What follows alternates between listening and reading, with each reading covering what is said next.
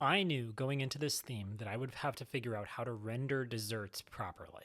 This entire theme is all about pastries and tea time. So, getting the texture right for things like cake and cream and things like that, it was a must have for this theme. So, I decided to go back and do something similar to what I did before with metal and recreate the texture study that I did back then for Trent Kanuga on a new artist.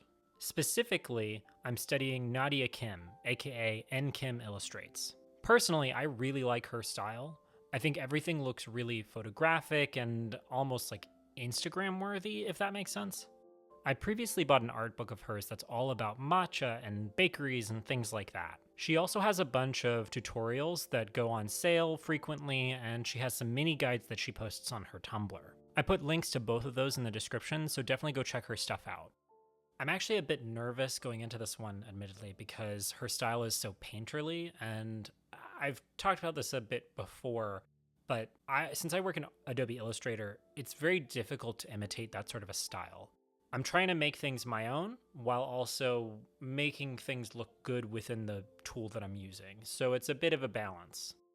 Actually, I had originally planned on studying multiple pieces of hers, but she puts in so much detail, and that combined with the painterly style, it just ended up being a little bit too much for me, so I ended up focusing on just one piece this time.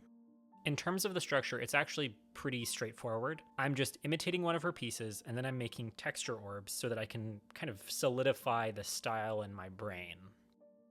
So let's get started. This piece was simultaneously easy and extremely difficult. The thing is, I could get the shapes right, but there was something about it that was a little bit difficult for me to do, and she adds so much little texture details and things like that that there were times when I really struggled. I ended up actually drawing the pancakes at a slightly different angle on instinct. I'm not sure what happened there, but I don't dislike it, so, that's what we get. Sometimes it's just the happy little accidents, right? The pancakes themselves were pretty easy-ish to get right. The middle bit especially, the lighter bit, that part was pretty chill. It's just making sure to get the right curves and things like that for the shadows. The highlight on the top of the pancake, though, was tough. I ultimately decided not to use any transparency or gradients because I wanted to try and use colors a bit more accurately. This also kind of goes into something that I've been thinking about a lot more lately, which is that one of the benefits of my art style is that I can recolor things really easily, so I can reuse things that I've drawn. I'm not going to be reusing this piece at all. Just to be clear, this is an art study. I have to do this same PSA every time just to be abundantly clear. I am copying for the sake of studying, not for the sake of claiming it as my own.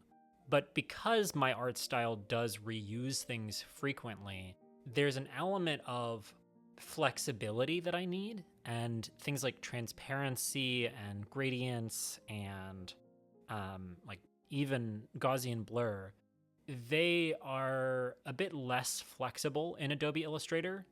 It's not impossible to change them, and it's certainly not impossible to recolor them, but there's a certain element of finickiness to some of those features that just makes it a little bit difficult to modify in the end.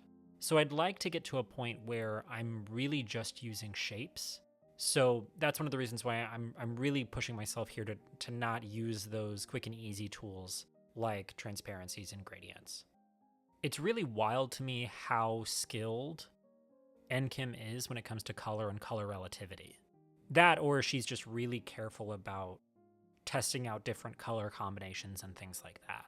The thing that I noticed most here is how different the piece looks with a white background versus with a pink background. It's a little bit uncanny, actually, just how different they can be. Specifically, I'm thinking about just how vibrant some of the colors in this are, even though the overall effect of the piece is kind of cohesive. If you look at the color palette I have, there's a completely bright orange in this. And it's like, if you look at the piece, you can figure out it's on top of the pancake, but it doesn't look that orange. It looks brownish because of the other colors that she has put around it. On top of that, because the plate itself is a little bit pinkish, the overall tone of the piece is kind of warm. So it ends up making the bright orange and the bright pink that's used on the strawberry highlights not quite as vibrant as it would be otherwise. Because if it had been on a blue background, it would have really popped, and it would have been a bit out of place, I think. When it comes to the cream on top of the pancake and behind the pancakes, I don't think I got the texture quite right. I think for one, the overall silhouette that I made was just too smooth. But on top of that, I didn't add lots of little hatches and things like that to make it look clumpier like she did.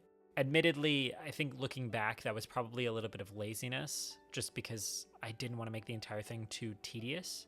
Because you have to remember, those sorts of hatch marks are easy to do when you're drawing with a pen, but when you're working with shapes, Jesus, it is so annoying. Just lots of little modifications and things like that. So frankly, it's probably just something that won't fit into my style too well, but I do know it looks better that way. I just got to figure out what the right balance is between making things extra detailed and have good texture without making it too frustrating or tedious for me as the artist. Similarly, the strawberries, which I kept putting off, they were something. I hit a bit of a wall while making the strawberries at the very front. I kept thinking that they looked terrible. And then when I focused on the strawberries at the back, by the time I looked at the whole thing again, they really did look like proper strawberries. They just didn't look quite as shiny or jewel-like as NKim's. I think there's just a lot of little details and imperfections with these types of objects that it's difficult for me to recreate, and I really just do need to get some more practice in getting that balance. I do want to say the value contrast in this piece is really phenomenal, because the highlight on the cream in the back is actually very nearly white in the reference image, and the shadows on the pancakes and things like that are very near black. I don't think I ended up making them look quite like her style, but I'm pretty pleased with how it turned out nonetheless. It honestly actually looks pretty appetizing, and I think it looks really pretty. Truth be told, I actually saved a screenshot of it because I was so excited with how pretty it looked in the end. And I was just so in awe of the fact that just imitating one of her pieces ended up looking so good. And I think that goes to show how skilled she is when it comes to things like composition and color choice and things like that, because the overall effect of this piece was not because of my own skill, but because of her composition, which is something that I could stand to learn from. Okay, but we're not here to talk about composition. We're here to talk about rendering. So let's get into the orbs. Starting off, the Pancake Orb. This one, I had a bit of a tough time with when it comes to the gradient on the top of the pancake, particularly with the highlight, just like how I had trouble with the top of the pancake in the actual image. It was extra difficult though because of how round it was. With the way that I was doing this, because there's not quite as much surface area and because there's so much difference in shape, it ended up feeling a little bit more cluttered than when it was just a flat top of a pancake. One benefit from this orb study is that I think I got a better hang of the layer management for this type of rendering. And to be clear, that's always a bit of a challenge in Adobe Illustrator, because while there are things called layers in this, each individual object also kind of acts as its own layer, and that becomes a bit complicated to deal with. At the end, I don't think it turned out looking like an actual pancake or like an actual sphere. If anything, it looks like a really fat, undercooked takoyaki, which I guess is accurate because a takoyaki is made with like pancake batter, right? So it would make sense for it to be like that. It's just kind of weird looking, but it did help me get a sense of what kinds of things I might do differently if the pancakes were shaped differently from the original reference image, especially things like the lines in the middle part. The middle part of the pancake, the lighter part, is the part that's going to be a little bit more floppy and folded, so there's going to be little shadow lines and things like that, and that's where those slightly darker lines come from. I don't think I quite got them right with the sphere, in part because the sphere is a weird shape and there's not really a reference for that. But it was a good challenge, and I think that I'll be able to make pancakes with more ease in the future. So moving on to the strawberry orb, which I'll be honest, this is the one that I was most stressed out about because I had trouble with it in the original picture, yes. But the other problem is the shape, because look, the pancake I can kind of imagine as a sphere because it's already a cylinder, so just like make the top and bottom of it kind of blow out and then it ends up becoming something like a sphere. But a strawberry as a sphere? That is so weird to imagine. But that is kind of the point of this sort of study. It's not about the overall shape, it's about the texture, it's about the rendering. So I did my best. And admittedly, the strawberry was fairly tedious because of all of the seeds. But I think it ends up looking pretty good at the end. Overall, I managed to handle the tediousness of it by doing some copying and pasting and by locking the seed layer once I set that up. Admittedly, it was a bit difficult for me to figure out how to deal with the color of the seeds in the spotlight area. I just made them gray, but I feel like that's wrong. Like, I feel like maybe I should have given some sort of like a highlight to the seeds themselves. That's something I'm just going to have to come back to at a later time. I was also originally planning on drawing the inside portion of the strawberry and having that be part of the orb, similar to how I did the pancake orb. But I just decided not to. I was already kind of overwhelmed with the strawberry outside, so doing the inside would have just been a little too much for me. Again, I don't think I ended up making it quite Jul-like enough, and I think it's just about the color contrast, or like specifically the saturation contrast. I think if I had made the kind of mid-tone red, the one that's right, like the standard kind of bright red here, if I had made that a little bit more saturated and had taken the spotlight and the darker reds and made them a little bit grayer, maybe it would have looked a little bit more Jul-like or more shiny or something. But I think overall it ends up looking pretty good.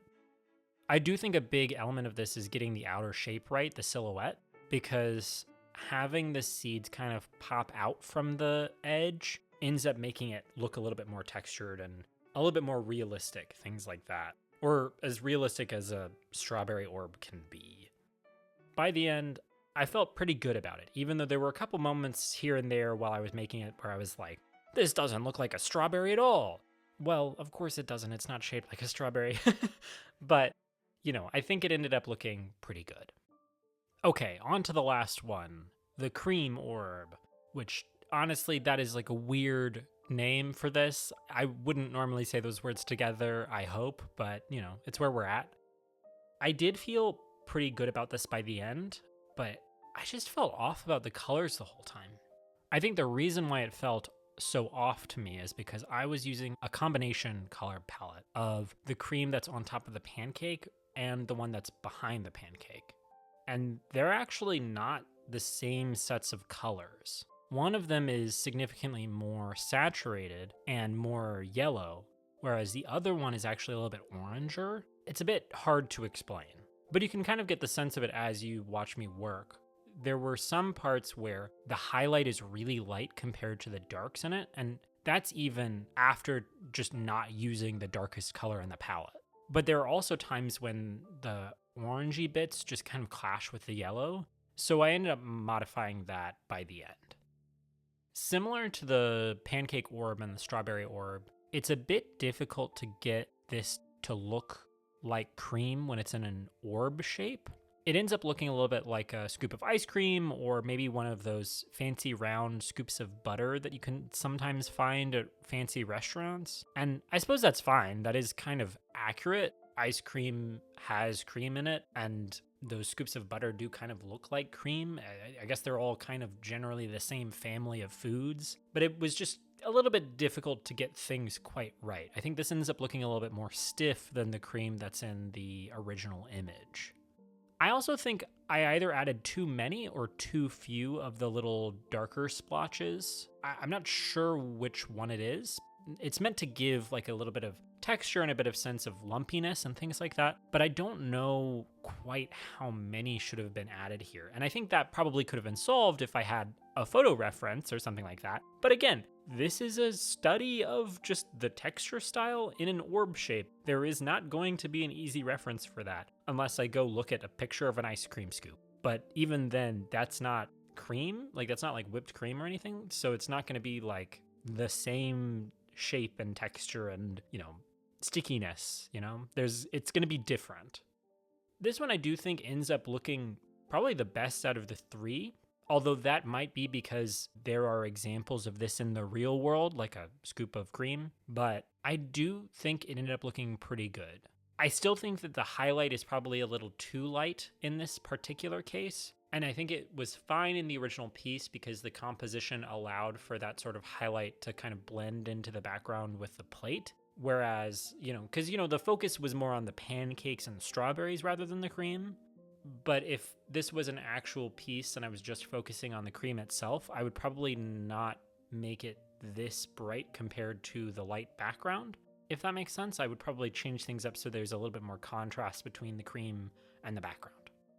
Overall, this was a really fun and honestly worthwhile study. I feel like I learned a lot, especially when it comes to things like, rendering, yes, but also I feel like I picked up a couple things when it comes to composition and color contrast that I wouldn't have without studying her work specifically. Honestly, I'll probably return to studying her works again in the future just because her style is so delectable. But I don't want to just study one artist because at the end of the day, I'm not trying to copy NKim Illustrates. I just want to learn a couple things from her style and then learn some things from another artist's style, things like that.